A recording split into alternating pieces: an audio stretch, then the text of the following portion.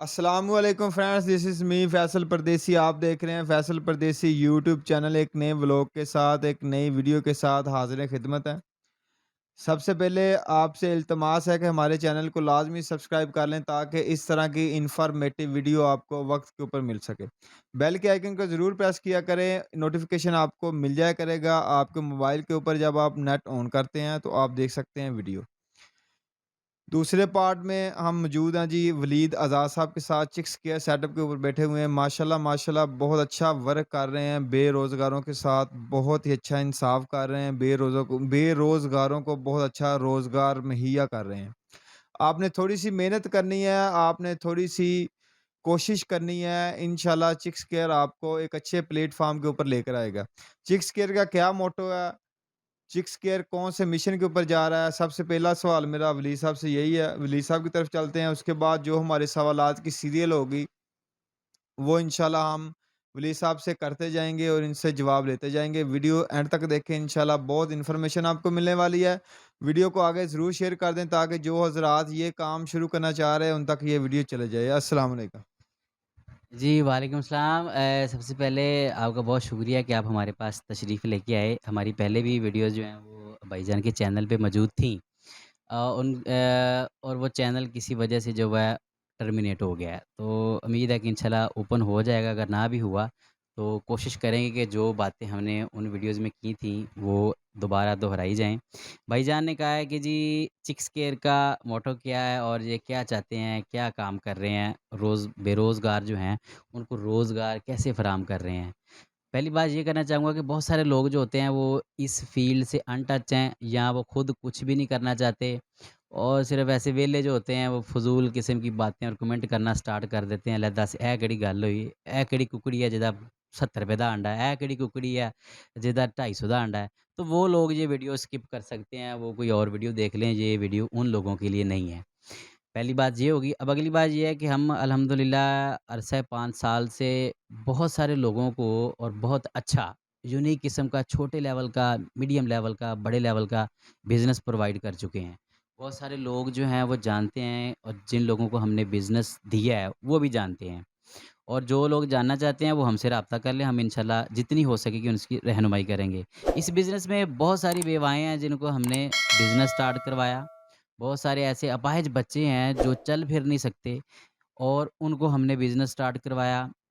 ना कोई शहर का नाम लेने की ज़रूरत है, ना किसी का नाम लेने की ज़रूरत है। हमने काम किया अल्लाह की रज़ा की खातिर और अल्हम्दुलिल्लाह वो लोग एक अच्छा छोटे लेवल का रोज़गार चला के और अपने जो डेली के रोज़मर्रा के उनके मामलात हैं वो उनको क्लियर कर रहे हैं। उसमें ये होता है कि बहुत सारे लोग जो हैं वो ये कहते हैं, "ए केड़ा कुकड़ियां दा काम हैगा यार, दसो ए कोई काम आ?" तो उनको ये बताना चाहूँगा कि इस काम में अल्लाह की तरफ से बहुत ज़्यादा बरकत है और इंतहाई ज़्यादा बरकत है और बहुत मज़ेदार काम है। मैं भी एक्सीडेंटली इस काम में आया था और उसके बाद ऐसा काम ने ग्रो किया कि अल्हम्दुलिल्लाह इस वक़्त पूरे पाकिस्तान में हमारा एक नाम है। तो उसके बाद इसमें ये है कि छोटे लेवल पे भी लोग इसको कारोबार बना सकते हैं, बड़े लेवल पे भी बना सकते हैं। छोटे लोग जिनके पास बिल्कुल इन्वेस्टमेंट ना होने के बराबर होती है, वो छोटा-सा कहीं से उधार-सुधार पकड़ के तो इस काम को स्टार्ट कर सकते हैं। लेकिन शर्त, हर काम की शर्त मेहनत है। अगर आप मेहनत से काम नहीं करेंगे, तो आपके पास 1 करोड़ रुपया भी हो तो आप कुछ नहीं कर सकते। इसलिए इस बात को सबसे पहले आपने ज़हन-नशीन करना है कि मेहनत करनी है, किसी अच्छे बंदे की गाइडलाइन लेनी है। ऐसे यूट्यूब की वीडियो के पीछे लग के कि इतने लाख कमा ले, इतने करोड़ कमा ले, इतने करोड़ कमा ले, कमा सकते हैं। लेकिन उसका एक तरीकाकार है, एक क्राइटेरिया है। अगर आप उस पे नहीं चलेंगे, तो आप अर्निंग नहीं कर सकते। इसलिए कोशिश करें कि किसी अच्छे बंदे की गाइडलाइन लें, उससे काम सीखें, उसके बाद काम को स्टार्ट करें। हमसे जितना होगा वो करेंगे और फ़िलहाल तो इतनी कहूँगा, बाकी जो हैं भाईजान जो सवाल करेंगे मैं उनका आंसर देता जाऊँगा। जी सर, मेरा दूसरा सवाल what is a incubator? Incubator क्या है? ये मशीन क्या है और किस तरह हम इसको इस्तेमाल कर सकते हैं? देखें जी, सबसे पहले तो ये बता दूँ कि बहुत सारे लोग जो हैं अगर वो वीडियो देख रहे हैं तो उनको यही नहीं पता होगा कि इनक्यूबेटर क्या होता है। इनक्यूबेटर कहते हैं हैचिंग मशीन को। हैचिंग मशीन होती है इनक्यूबेशन मशीन, मीनिंग कि आप अंडे को बच्चे तक के ले जाने का जो प्रोसेस होता है, उसको इनक्यूबेटर बोलते हैं। कि मसनूई तरीके से, जैसे कुदरती तरीके से कोई भी परिंदा अंडे से बच्चा पैदा करता है, मुर्गी कुड़क होती है और चूज़े पैदा करती है, इसी तरीके से उसको एक मस्नूई फ़ॉर्म में एक मशीन की शक्ल दी गई है, जिसमें आप अपनी कैपेसिटी के हिसाब से 10, 20, 50 और लाखों तक अंडे रख के उनमें से चूज़े हैच करवा सकते हैं। इसको बोलते हैं इनक्यूबेटर, जिसमें बच्चों की जो कह लें कि तख़लीक का अमल पाया जाता है मस्नूई तरीके से, उसको इनक्यूबेटर बोलते हैं। सर इनक्यूबेटर बन गया, ठीक हो गया। अब लोग जो वीडियो देख रहे हैं इसमें काफ़ी इंजीनियर भी होंगे, कोई आम बंदे भी होंगे। मेरे ज़हन में भी ये सवाल है। मेरे 3 पॉइंट है, इस 3 पॉइंट को आपने इस वीडियो के अंदर आपने इसको डिफाइन कर देना है, ठीक है? इनक्यूबेटर बन गया, उसके बाद उसमें nature, what is nature, what is temperature, what is humidifier, इसके ऊपर आपने इसको ब्रीफ कर देना। जी, पहले नंबर पे तो बात ये है कि जो नेचर है, वो हमारे पाकिस्तान का एनवायरनमेंट सर्दियों में, गर्मियों में दोनों मौसमों में आप इनक्यूबेटर से वर्क ले सकते हैं, उसमें मसला कोई नहीं है। कुछ कबाहतें होती हैं, मौसमी असरात जो होते हैं वो आपकी हैचिंग पे असरअंदाज़ होते हैं, लेकिन इतने ज़्यादा नहीं होते। एक सवाल मैं इधर आज इनके चैनल के तवस्सुल से ही कर देता हूँ कि अभी गर्मियों का सीज़न और गर्मी आ रही है, तकरीबन आ ही चुकी है, तब्दीली आई नहीं, तब्दीली आ गई है। तो इसलिए गर्मी में ये होता है कि आपने इनक्यूबेटर का टेम्परेचर जो सेट किया होता है वो 37.7-8 पे नॉर्मली जो रेशो हमारी चल रही है वो यहीं पे सेट किया जाता है। उसमें क्या होता है कि जब आपके सेट वैल्यू टेम्परेचर पे बल्ब्स ऑफ हो जाते हैं, हीटर ऑफ हो जाते हैं, लेकिन बाहर गर्मी की शिद्दत की वजह से कुछ पॉइंट्स टेम्परेचर ऊपर चला जाता है। इवन कि अभी जो गर्मी आएगी आपका 39 को टच करेगा टेम्परेचर। मेरे मुशाहिदे के मुताबिक और जो मेरे तजर्बात हैं, उसके मुताबिक और जो मेरे क्लाइंट्स के रिव्यूज़ हैं, इनमें हैचिंग पे कोई असर नहीं पड़ता। हर बंदे का अपना एक तजर्बा होता है। यहाँ पे कमेंटों के नीचे लाइन लग जाएगी कि लोग कहेंगे नहीं ये है, वे है, वो है, ये है। हर बंदा अपनी जगह पे डॉक्टर है, ठीक है। लेकिन मैं अपनी डॉक्टरी आपको बता रहा हूँ। आपने वो मुझे उसका उर्दू में नाम नहीं आता, पंजाबी च ओनू टटोली कहंदे हैं तो शायद टटीरी उसको बोलते हैं। तो टटोली बोलते हैं उसका, हाँ, वो टी टी करती है और जब गंदम की कटाई होती है, पीक लेवल की गर्मी होती है, तो वो जो लोग ये वीडियो में टटीरी को जानते हैं, उन्होंने देखा होगा कि गाँव में जब आप गंदम की कटाई करते हैं तो अंदर से आपके जो खेत हैं वहाँ पे उस टटीरी के अंडे होते हैं या आपको बच्चे बरामद होते सर हैं। मौसम ये है। मुझे ये बताएँ कि अगर वहाँ पे 40 प्लस टेम्परेचर पे बच्चे हैच हो सकते हैं, तो आपके 39 पे बच्चे हैच नहीं हो सकते? वहाँ पे अंडे क्यों नहीं खराब होते? वहाँ पे कौन-सी ऐसी आपने एसी लगाया हुआ है कि उसको कुछ नहीं होता? दरख्तों पे अब मौसम पे बहुत सारे परिंदों के बच्चे हैच हो रहे हैं, तो 45 डिग्री तक बाहर टेम्परेचर चला जाता है। नेचर का टेम्परेचर मैं समझता हूँ एक और चीज़ से इफ़ेक्टिव होता है, जो मसनूई टेम्परेचर है, वो और तरीके से इफ़ेक्टिव होता है। तो इसलिए आपको घबराने की ज़रूरत नहीं है। उसमें ये एनवायरनमेंट गर्मियों का एनवायरनमेंट उसमें हैचिंग ज़्यादा आसान है। पाकिस्तान में लाइट का इश्यू होता है, तो आपकी लाइट बहुत ज़्यादा 2-4 घंटे, 5 घंटे, 10 घंटे तक भी बंद रहे, गर्मी में मसला कोई नहीं होता। सर्दियों में इश्यू ये होता है कि अगर लाइट 2-3 घंटे से ज़्यादा बंद हो जाए, अंडे ठंडे होते हैं, स्पर्म ठंडा होता है, बच्चा ठंडा होता है, तो उसमें एक्सपायरी के चांसेस ज़्यादा होते हैं। तो ये हो गया एनवायरनमेंट का सीन। उसके बाद टेम्परेचर भी मैंने इसमें डिफ़ाइन काफ़ी ज़्यादा कर दिया कि टेम्परेचर की रेशो नॉर्मली डाउन वैल्यू 37.0 से आप अप वैल्यू उसकी 37.8 इसके दरमियान में हम इसकी सर्कुलेशन करवाते हैं। ह्यूमिडिटी का जो लेवल होता है उसमें ये है कि बहुत सारी मशीनें जो हैं हमारी, वो कह लें कि मैनुअली होती हैं और उसमें ह्यूमिडिटी का सिस्टम मैनुअल ही ऑपरेट किया जाता है। तो उसमें ये है कि नॉर्मली जो सेट वैल्यू है वो 55-60 पे होती है, 50-60 पे होती है। जब उसके दिन बढ़ जाते हैं 18 दिन के बाद हम उसकी वैल्यू को उठाकर 60 से 70 कर देते हैं, 70 से 75 होती है, इवन कि 80 तक लेके जाते हैं, तब बच्चों की जो चूज़ों की वो हैचिंग सही तरीके से हो जाती है। ह्यूमिडिटी का इफ़ेक्ट होता है, बिल्कुल होता है। आखिरी दिनों में अगर आपकी ह्यूमिडिटी का लेवल डाउन रहे, तो जो है चिक्स जो डेड इन शेल होने का ज़्यादा खतरा होता है। लेकिन यहाँ पे सिर्फ़ ह्यूमिडिटी का ही कसूर नहीं होता सारा, आपके अंडों का, ब्रीडर्स का भी प्रॉब्लम हो सकता है। जो स्पर्म कमज़ोर होगा, ब्रीडर्स कमज़ोर होंगे, उनके बच्चे ह्यूमिडिटी 100 तक भी आप ले जाएँ, तब भी वो हैच नहीं हो पाएँगे। उनको रेस्क्यू करना पड़ता है, ये रेस्क्यू का अमल भी हैचिंग का एक हिस्सा है। जो चिक्स हैच नहीं हो रहे, उनको रेस्क्यू करके आप खुद बाहर निकाल दें, तो आपकी हैचिंग जो है वो बड़े आराम से हो जाएगी। वली साहब ने काफ़ी अच्छा डिफ़ाइन किया दोस्तों, और आपकी एहतियात के लिए आपके ज़हन में सवाल होगा, वो भी हम इनसे इनसे पूछ लेते हैं कि टेम्परेचर नेचर के बारे में इन्होंने बताया। फिर भी एहतियात इनसे पूछ लेते हैं कि पीक का मौसम है, काफ़ी गर्मी है। ठीक हो गया। काफ़ी बहुत ज़्यादा गर्मी पाकिस्तान के अंदर पड़ती है, कुछ इलाकों में ज़्यादा पड़ती है, कुछ में कम पड़ती है, सर्दी भी काफ़ी पड़ती है। तो एहतियात क्या बताएँगे? ये इस मौसम की बात कर लेते हैं जो आजकल का मौसम है, इन मौसम में क्या एहतियात है? कौन से एग्ज़ॉस्ट आपने एक्स्ट्रा यूज़ करने हैं? कमरे का टेम्परेचर किस तरह का होना चाहिए? लोकेशन किस तरह की होनी चाहिए मशीन की? नहीं, इसमें ये देखें कि जब पीक लेवल की गर्मी हो तो फ़र्स्ट ऑफ़ ऑल आपने फर्स्ट, सेकंड, थर्ड फ्लोर पे अपनी मशीन को इंस्टॉल नहीं करना, क्योंकि जैसे ही फर्स्ट, सेकंड, थर्ड पे बात जाती है तो बहुत ज़्यादा गर्मी होती है। कोशिश ये करें कि ग्राउंड फ्लोर पे इस्तेमाल करें उसको। अंदरूनी कमरे में इनक्यूबेटर को रखें। जब बाहर का टेम्परेचर 40 प्लस होता है तो कमरों का टेम्परेचर 2 से 3 डिग्री कम होता है।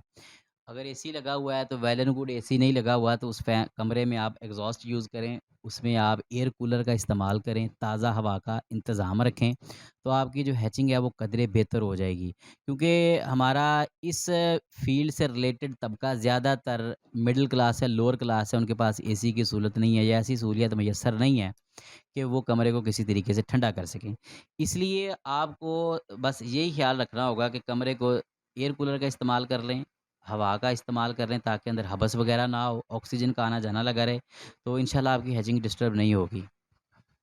सर कितने किस्म के इनक्यूबेटर्स कितने यानी कि मॉडल्स आप तैयार कर रहे हैं और सबसे लो लेवल और सबसे हाई लेवल का मॉडल आपके पास कौन-सा है? इसमें ये है कि हमारे पास 50 एग का होता है, उसके बाद 100 का है, 200 का, 300 का, 500 का और 1000 कैपेसिटी तक, बस हम ये मॉडल बनाते हैं। इसमें 3 वेरिएंट होते हैं, इसमें एक मैनुअल होता है, एक सेमी होता है और एक फुली ऑटोमेटिक सिस्टम होता है। इसमें बहुत सारे लोग जो हैं उनको यही नहीं पता होता है कि सेमी क्या है, उसमें ऑटो क्या है और उसमें मैनुअल क्या है। मैनुअल इनक्यूबेटर वो होता है कि जिसमें आपने जस्ट टेम्परेचर कंट्रोलर होता है, पानी का बाउल रखेंगे और अंडों की रोटेशन भी आपको खुद करनी होती है। छोटी-सी डेफिनेशन मैं जल्दी से जल्दी करता जाऊँगा ताकि वीडियो ज़्यादा लेंथी ना हो सके। जो सेमी ऑटोमेटिक होता है उसमें ये होता है कि सेमी का लफ़्ज़ ही पता चलना चाहिए कि आधा ऑटोमेटिक होता है। उसमें क्या होता है कि आपकी टेम्परेचर और ह्यूमिडिटी सिस्टम जो होता है वो ऑटोमेटिक होता है और जो टर्निंग होती है वो भी मैनुअल में आ जाती है। आपने जस्ट अंडों की रोटेशन करनी होती है और नमी का सिस्टम और आपकी जो टेम्परेचर का सिस्टम है वो ऑटोमेटिक में आ जाता है। जो फुली ऑटोमेटिक सिस्टम जिसको बोला जाता है उसमें आपका टर्निंग भी होती है, उसमें आपका टेम्परेचर भी होता है, उसमें आपका ह्यूमिडिटी सिस्टम भी होता है, उसमें ओवरहीट एग्जॉस्ट सिस्टम भी होता है, उसमें इमरजेंसी बेल का इस्तेमाल भी किया जाता है ताकि यानी जितने भी एक इनक्यूबेटर के लिए फ़ीचर ज़रूरी होते हैं, वो सारे उसके अंदर इंस्टॉल किए जाते हैं। तो ये 3 वेरिएंट है, जैसे गाड़ियों में वेरिएंट आते हैं, इस तरह ये 3 किस्म के इनक्यूबेटर्स होते हैं। हर बंदा अपनी जेब की इस्तिताअत के हिसाब से उसको परचेज़ करता है। बाज़ लोगों के पास पैसे होते हैं, वो खरीद लेते हैं, बाज़ लोगों के पास टाइम नहीं होता टर्निंग करने के लिए, बाज़ लोगों के पास टर्निंग के लिए टाइम होता है, वो मैनुअल ले लेता है। तो ये बंदे पे डिपेंड करता है, इस पे रिज़ल्ट कोई ज़्यादा इतना इफ़ेक्टिव नहीं होता है। यहाँ पे बहुत ज़्यादा लोग ये सवाल करते हैं, शायद भाई अगला सवाल यही कर देते कि किसका रिज़ल्ट ज़्यादा अच्छा होता है। तो उसमें बात ये है कि रिज़ल्ट बेसिकली टेम्परेचर पे होता है, तो वो सभी का सेम सीन होता है। उसके बाद सिर्फ़ टर्निंग और ह्यूमिडिटी सिस्टम रह जाता है, तो वो एक अलग चीज़ होती है। उसका रिज़ल्ट पे रिज़ल्ट वाइज़ अगर कहें कोई लेना-देना नहीं होता, ठीक है, होता है लेकिन उस हिसाब से नहीं होता। तो रिज़ल्ट में इतना फ़र्क नहीं होता, आप जौन-सा मर्ज़ी ले लें, उसमें आपको रिज़ल्ट अच्छा मिलेगा, अगर इनक्यूबेटर अच्छा बना हुआ है टेक्निकल तरीके से। ज़बरदस्त। जी दोस्तों इसमें प्राइस तो काफ़ी हर मॉडल के हिसाब से प्राइस होगी इसलिए आप इनसे इन्फॉर्मेशन ले सकते हैं। इनका नंबर भी चल रहा होगा स्क्रीन के ऊपर। डिस्क्रिप्शन में भी मौजूद होगा। आप वली साहब से इन्फॉर्मेशन पर्सनली तौर पे ले सकते हैं प्राइस के हवाले से। वीडियो लंबी हो रही है इंशाल्लाह सवालात बहुत ज़्यादा ज़हन में क्योंकि पार्ट्स वाइज़ भी हम इन पे बात करेंगे नेक्स्ट वीडियो के अंदर कि कौन-सा पार्ट कंट्रोलर आपने कौन-सा यूज़ करना है, ट्रे कौन-सी यूज़ करते हैं, ये थर्माकोल कौन-सा यूज़ करते हैं, किस हिसाब से बनाते हैं, वो तमाम इन्फॉर्मेशन आपको नेक्स्ट वीडियो में देंगे।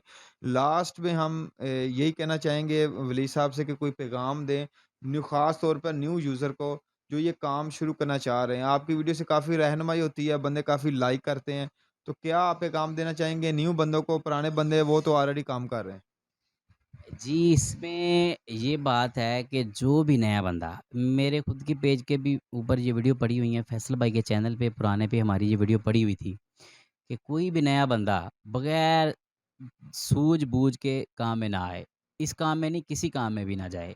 जब तक आपको काम के बारे में हौ नहीं होगी, तो आप फ्लॉप हो जाएँगे, आपके पैसे ज़ाया हो जाएँगे। फिर आप कहेंगे यार ते कम ही कुत्ता ही यार। वो 10 बंदों को बताएगा कि यार कम ना करी यार मेरा बड़ा नुकसान होया। तो वो 10 बंदों को ख़राब कर रहा है। उसमें असल कसूर उसका होता है जो सिर्फ़ ऐसे ही आलतू-फालतू वीडियोज़ देखते हैं और देखते हैं कि जनाब ए हो गया तो वो हो गया। तो फ़ेसबुक पे या यूट्यूब पे अक्सर थंबनेल ऐसे होते हैं।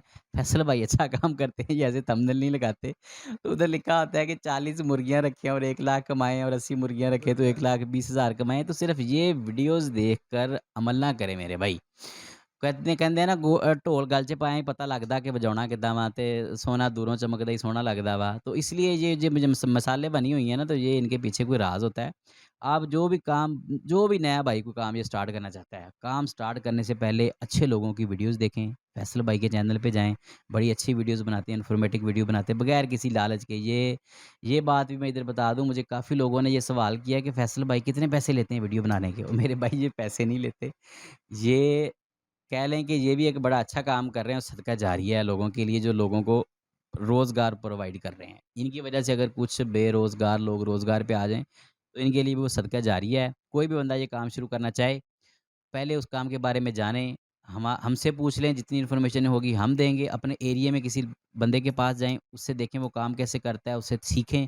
सीखने के बाद आप इस काम में छलांग लगा दें और इंशाअल्लाह आपकी छलांग लगाई हुई कामयाब होगी। अगर आपने बगैर सोचे-समझे छलांग लगा दी, तो वो आपको समुंदर की और नहर की गहराई का नहीं पता होगा, आप डूब जाएँगे। अच्छा वली साहब, ये बेसिक्स इसमें सवालात हुए हैं। एक सवाल मेरे ज़हन में आया कि इनक्यूबेटर किस मकसद के लिए इस्तेमाल हो सकता है? सिवाय फैंसी के लिए है कि किस मकसद के लिए? इसको आप हर मकसद के लिए इस्तेमाल कर सकते हैं।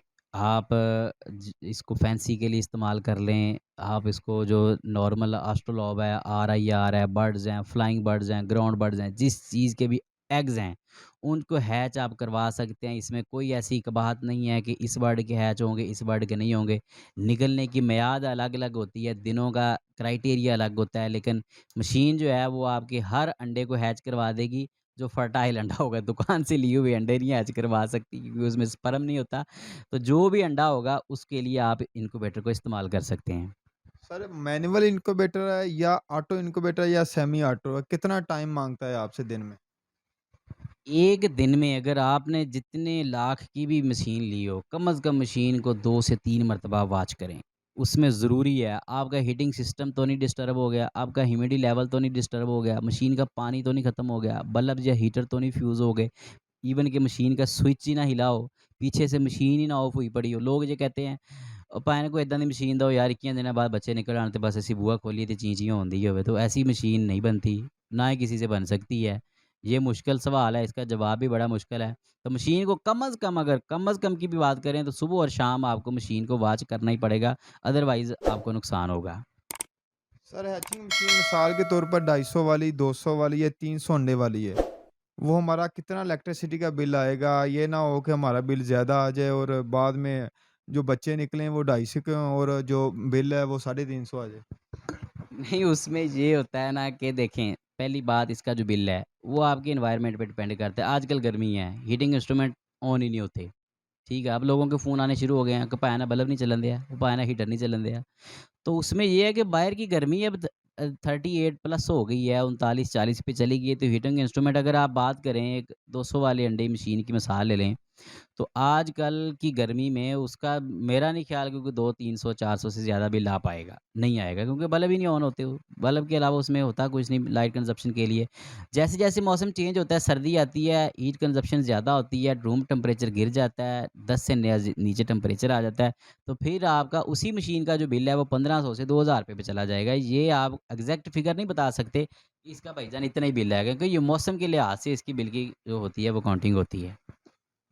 जी दोस्तों, वीडियो लंबी हो रही है। इंशाल्लाह नेक्स्ट वीडियो में हम बात करेंगे ब्रूडिंग पे के ऊपर, कंट्रोलिंग के ऊपर। कंट्रोलर किस तरह काम करते हैं, पार्ट्स, हैचिंग के पार्ट्स आप किस तरह अवेल कर सकते हैं। अगर कोई बंदा खुद बनाना चाहे तो वली साहब की तरफ से ये भी ऑप्शन है कि वो इनसे रहनुमाई ले सकते हैं। ये फ़ोन एंड फाइनल उनको इन्फॉर्मेशन देंगे। और वली साहब से एक सवाल पूछने के बाद एंड करते हैं। वली साहब, आप बैकअप कितना देते हैं? कस्टमर को मशीन देने के बाद बाय-बाय कहते हैं कि उनके साथ ही रहते हैं? देखें जी, इस सवाल पे बहुत सारे लोग एग्री भी करेंगे और इख्तलाफ़ात भी करेंगे। जो मेरे कस्टमर हैं, जो मुझसे टच हैं, जो मुझे जानते हैं, उनको पता है कि मैं कितना क रिप्लाई करता हूँ या नहीं करता। अपने मूँहों जिद्दां मर्ज़ी मियाँ मिट्ठू बनी जाओ, वो एक अलग गल आ। लेकिन रात के 2 बजे भी किसी बंदे का फ़ोन आता है और अगर वो फ़ोन ऐसा है कि उसकी मदद करनी चाहिए तो करते हैं। अगर ते 2 बजे फ़ोन करके बंदा कहे कि भैन 50 अंडे आह्ली दा रेट की आ? ते उसका जवाब देना नहीं बनता। अगर कोई कहे कि भैन मेरी मशीन में गड़बड़ हो गई थी, दस्सो की करना? तो उसका आंसर देना बनता है। हम अल्हम्दुलिल्लाह हमारा एक पूरी एक टीम है जो कस्टमर फीडबैक के लिए बैठी हुई है। फैसल भाई ने सेटअप देखा है हमारा, इनको पता चल गया होगा कि ये प्रोफ़ेशनल है या अनप्रोफ़ेशनल है। तो जितना हो सकता है हम कस्टमर को फीडबैक देते हैं। अल्हम्दुलिल्लाह जो हमारे कस्टमर हैं वो खुश हैं। जो कुछ लोग हेटर्स हैं, जो कुछ लोग कहते हैं ना बेरी ਨੂੰ जिन्ने मिठे बेर लगे होण उन्ने वट्टे ज़्यादा ਵੱਜਦੇ ਆ। तो कमेंटां 'ਚ ਸਾਨੂੰ ਵੱਟੇ भी ਵੱਜਣਗੇ।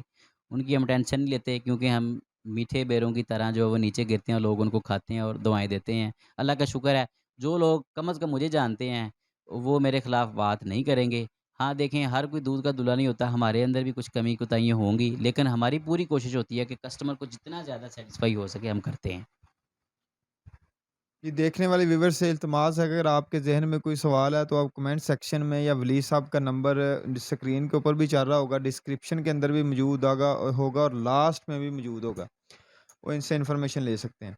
मिलते हैं नेक्स्ट वीडियो में, अगले पार्ट में इंशाल्लाह मज़ीद हैचिंग के ऊपर बात करने की कोशिश करेंगे।